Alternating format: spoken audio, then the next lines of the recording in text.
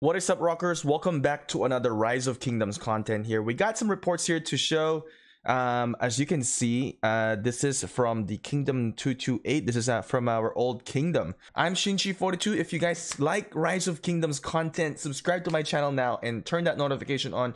We create regular Rise of Kingdoms contents here in this channel. And today, we're just going to be reviewing some of the reports for Zenobia.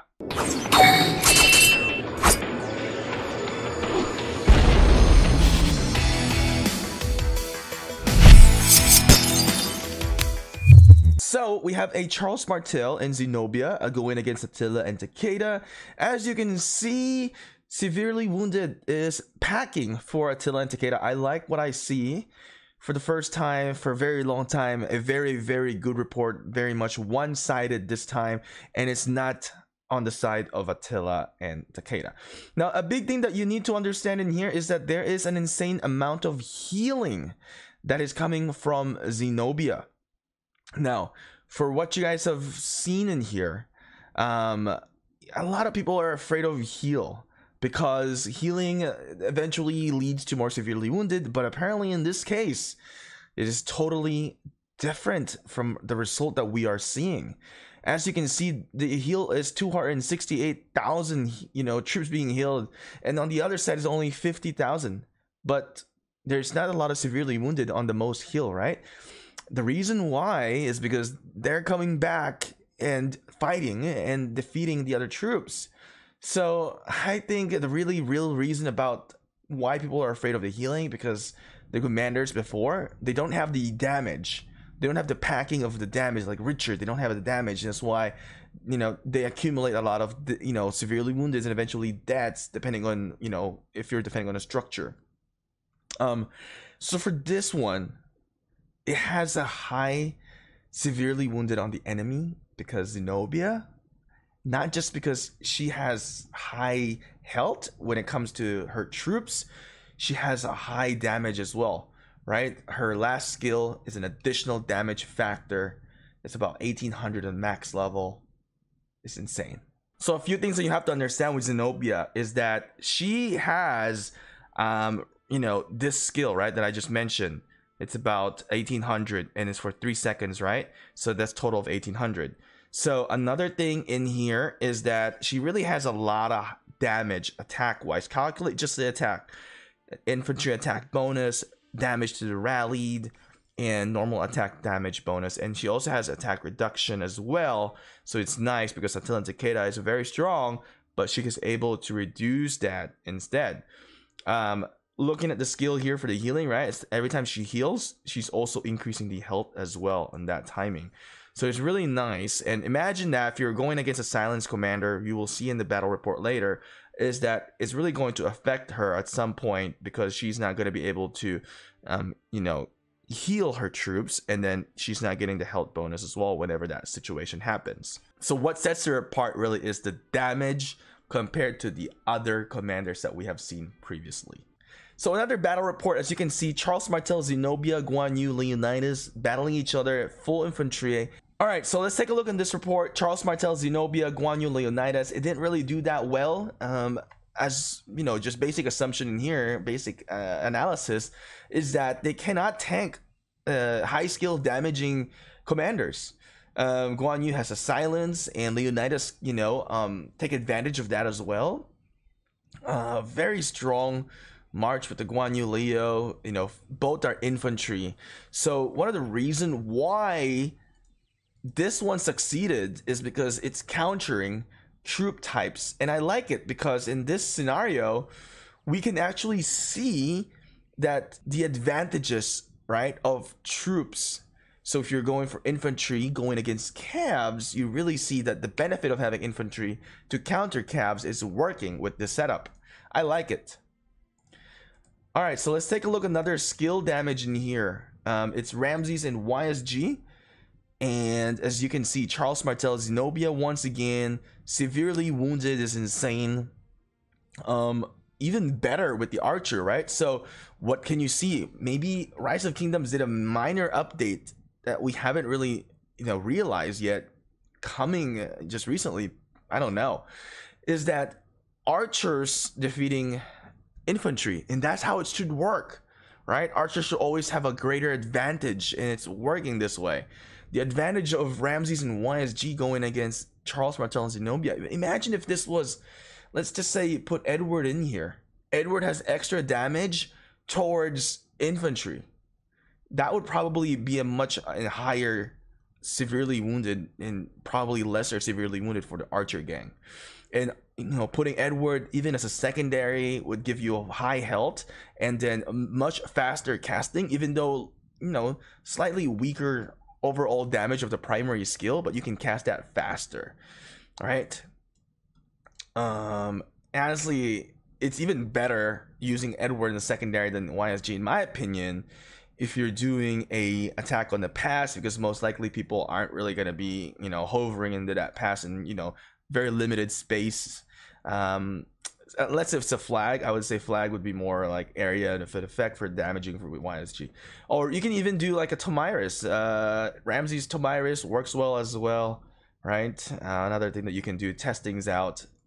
I would say do a lot of tests, try different things in here. Another thing in here is Zenobia and Constantine. Wow, I kind of like this one. I kind of want to see Attila and Takeda instead, but this is more of the skill damage in here. Chandra, Genghis not doing so well. Another combination in here is Charles Martel, Zenobia.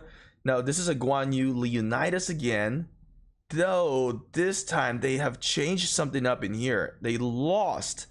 The Guan Yu and Leonidas lost about 20k difference. So let's compare this from the other one in here. So what is the biggest difference in here? If this time, they won on the other one, this one they lost, what really changed? It's kind of like confusing for me, because this is the same march. This is Charles Martel, Zenobia, Guan Yu, Leonidas, same players, queen and eggs. So yeah, it's the same. I don't know what really changed in here. It could be a talent tree difference. Maybe they tested out a different talent tree this time. Yeah, so this is not so much representative for the skills commanders of infantry in here, because if they got defeated in here, there's something fishy, right? Now the archers, we know they dominated against Zenobia. All right, so let's take a look at another one. Charles Martel, Zenobia, Guan Yu, Alex again. Once again, they defeated it, so maybe they switch another talent tree in here. I don't think this is the same as our one earlier. Yeah, it is very different. So it's kind of odd. I'm not so sure what they really did. Anyway, let's take a look at the next one. Artemisia, Zenobia going against Chandra, Genghis. I'm assuming they put archers in here. It didn't really do well. Perhaps if you do this type of combination, I don't know. I probably wouldn't do this combination, but it's good that they're testing it. I probably wouldn't do this combination, even though I love Artemisia. I feel like I would rather use an actual infantry commander to do it.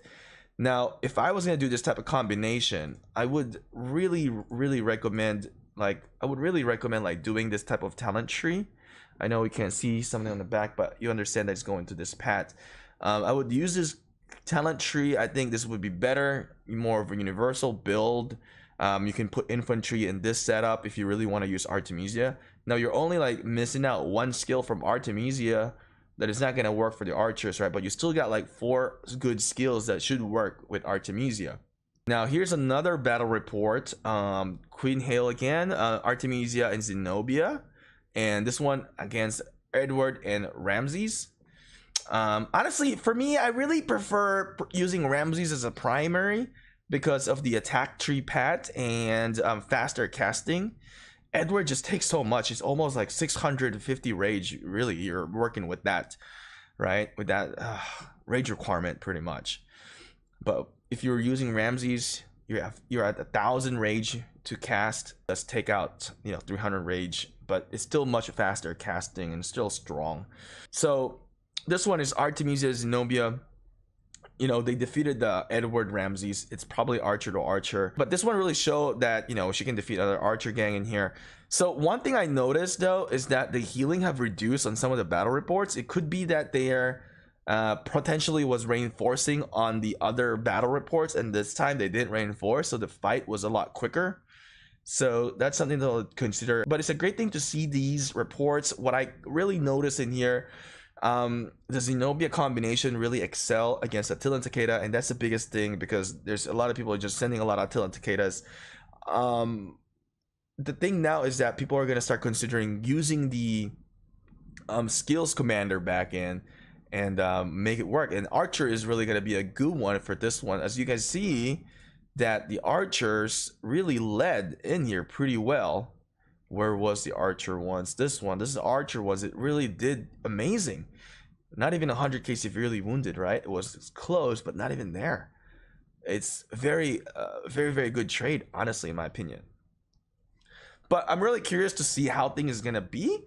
I'm sure people are still gonna be launching Attila and Takeda, but with the Charles Martel Zenobia, I think it's a very good combo. I like the other one that they did too, with I think it was a Constantine.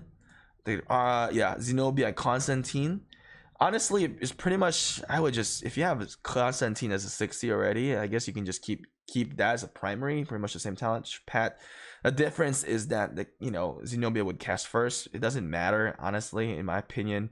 Like for me, I have Constantine at 60 already. I would just keep that instead. Pretty good, honestly, going against the Chandra and Genghis Khan. But I don't know how this thing is gonna work with Attila and Takeda. Might not be a bigger margin, maybe a little bit closer margin, in my opinion. But I'm not so sure until we see it. But I'm waiting for that type of report. Would be really nice to see that type of report. So with that conclusion, I think you guys are pretty much, or you know, have a good say that Zenobia is actually worth to invest in. I think it's worth your money to compete for the MGE. So she is definitely on my radar to get, and I'm really excited to see her at some point in, you know, in Rise of Kingdoms for my kingdom. I'm excited. I think I will be preparing to invest on Zenobia. So if you are a defender, especially if you are an infantry and you hate calves, yeah, this is the right commander for us. Anyway, rockers, thanks for watching. I will see you guys again next time.